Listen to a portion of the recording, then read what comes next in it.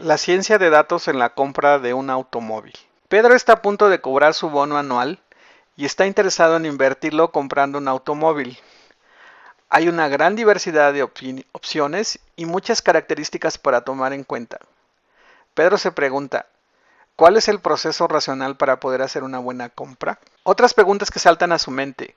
¿Existe una forma racional de comprar un automóvil? ¿El precio está en función de alguna de estas características? ¿Qué automóviles se parecen más?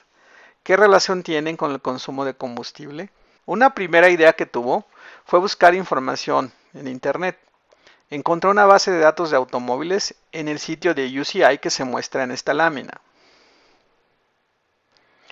Estas son algunas de las variables que encontró en el sitio de UCI. Dado que son numerosas, Pedro estaba abrumado. Necesitaba ayuda y la buscó con dos personas.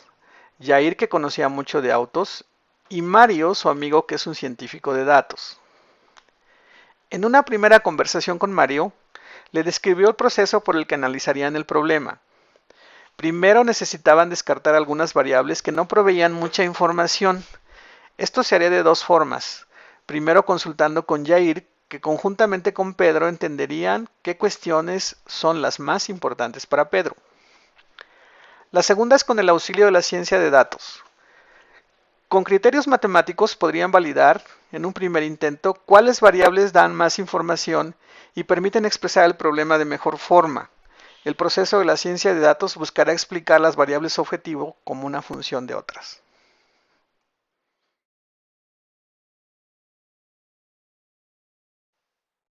Después de la primera conversación con Jair, decidieron que la variable importante era City Miles per Gallon, dado que Pedro está preocupado por la inestabilidad de los precios de la gasolina y teme que esto pueda afectar su economía personal de manera importante.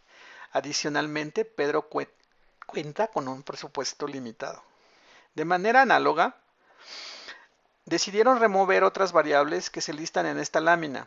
Las razones son diversas. Están aquí descritas y en general tienen que ver con la poca información que agregan al problema. Ahora decidieron remover las variables que tenían baja correlación con la variable objetivo. Vamos a refinar el modelo solo con las variables supervivientes para quitar las que hagan poco sentido al compararlas con City Miles per Gallon. Para ello hacemos una tabla de correlaciones. Recordemos, una correlación dice cómo varía una variable al variar la otra. Entre más cercano sea el valor a 1, podemos decir que una crece al crecer la otra.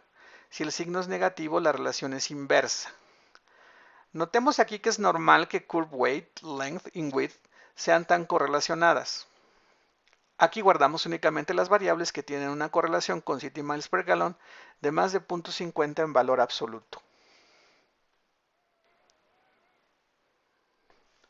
En la computadora de estudio de Mario, trabajaban un análisis de componentes principales. Mario le explicó que técnicamente solo es correcto hacer un análisis de componentes principales con variables continuas, es decir, las variables que no tienen un conjunto finito de valores.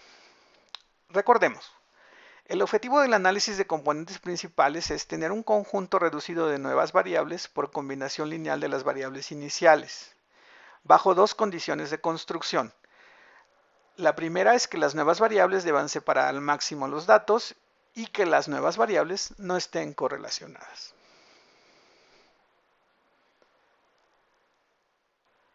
El resultado del análisis se muestra en esta gráfica.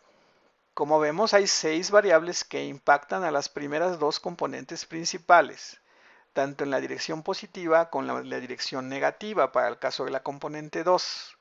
Todas impactan en la misma dirección para la componente 1 y la componente 1 explica el 75.76% del comportamiento, mientras que la componente 2 explica el 9.23%.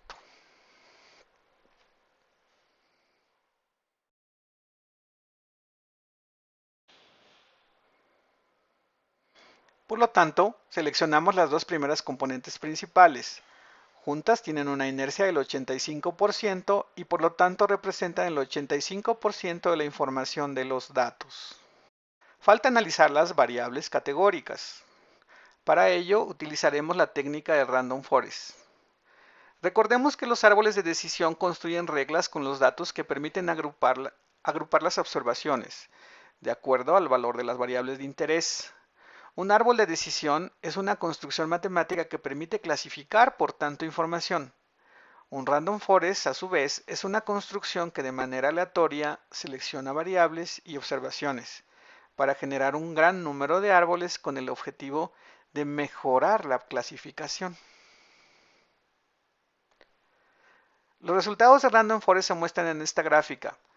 De ellos, utilizaremos las tres variables que resultaron con los valores más altos mostrados.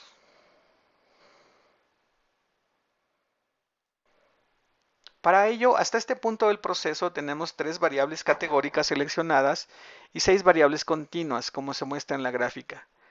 Estamos listos entonces para iniciar un proceso de modelación. Dividiremos los datos en dos grupos, train y test, o entrenamiento y prueba.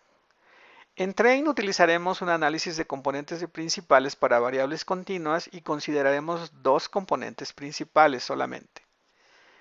Utilizaremos un random forest buscando estudiar la variable city miles per gallon con las variables categóricas buscando construir dos componentes principales.